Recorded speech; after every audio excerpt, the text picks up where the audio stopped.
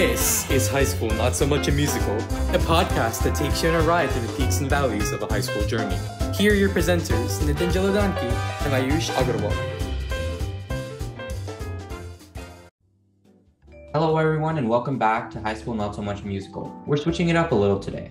This summer, Nitin and I participated in the New York Times 4th annual podcast contest and were selected as finalists for our podcast about Indian heritage with Councilmember Rishi Kumar. Today's episode is a little short because the New York Times set 5 minutes as the maximum time limit. This was Nitin and I's first step into the podcasting world, and we hope you enjoy.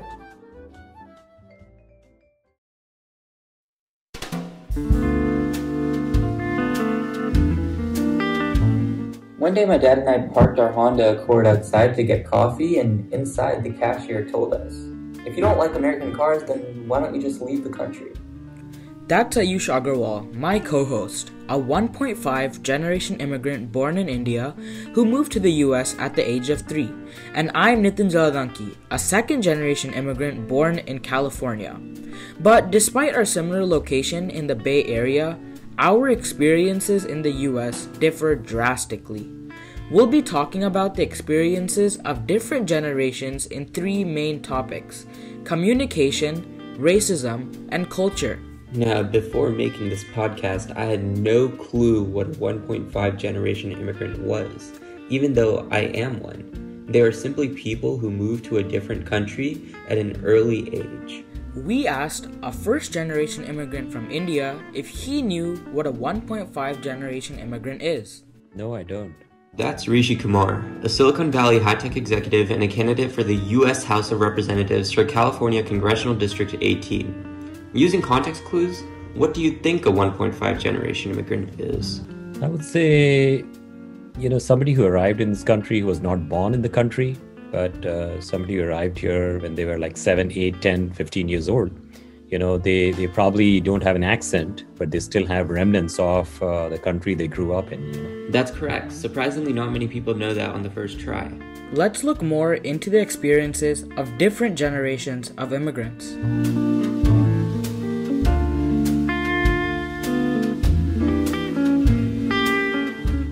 Let's first talk about language. Rishi, how well did you learn English in India, and did that knowledge help you in the US? Yes, I think that made it a lot easier to arrive into the US. And, we have had English as a curriculum for hundreds of years in India. I wish I had the chance to learn English before moving here. I had to learn it after arriving in the States, which initially made it difficult for me to interact with anyone. Now, on the other hand, I learned English from my parents and had a strong foundation going into preschool. Learning the basics before going into preschool would be helpful compared to having to learn it from scratch along with the other core subjects. Exactly, but regardless, you were able to catch up. Let's move to our next topic about racism. Rishi, why don't you discuss your racist encounter when buying your first house in the States? We bought our first home in Michigan. And I was told by one of my neighbors that we don't want you people around here. And that was a big shocker to me, So I was completely taken aback and I did not even know how to respond to it. That is really disheartening to hear, Rishi. Ayush, have you had any of the similar struggles as a 1.5 generation immigrant? Yeah, so one day in 7th grade, I was eating my lunch and a dude came over, flipped over my Pyrex bowl and said, "Is that all you do? Eat curry and rice?" The funny thing is, I was eating an American dish. That's ironic and crushing at the same time. Personally, I am very fortunate to have lived in the Bay Area my whole life, and the diversity here has saved me from experiencing racism to such a degree. Rishi, as a politician, do you have any ideas for policies that would help decrease hate crimes against immigrants? To some extent, Indian Americans, we have been here, I would say, for a good part of maybe like 5 decades. It takes a little bit of time for folks to understand our culture, understand who we are. A little bit of education is needed because there is Hinduphobia happening now.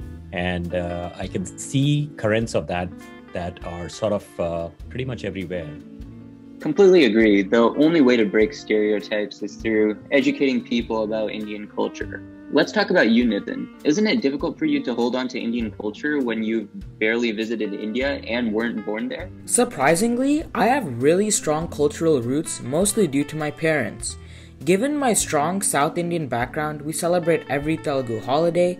I personally watch at least one Telugu movie a month and go to Telugu school.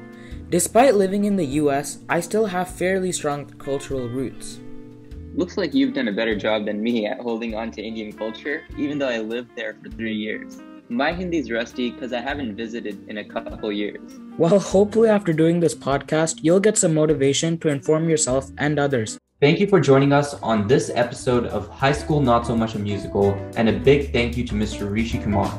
Join us for future episodes where we will speak with a professional storyteller and an aspiring high school actor, as well as our own AP government teacher. We'll see you then. Thank you for listening, and see you next time.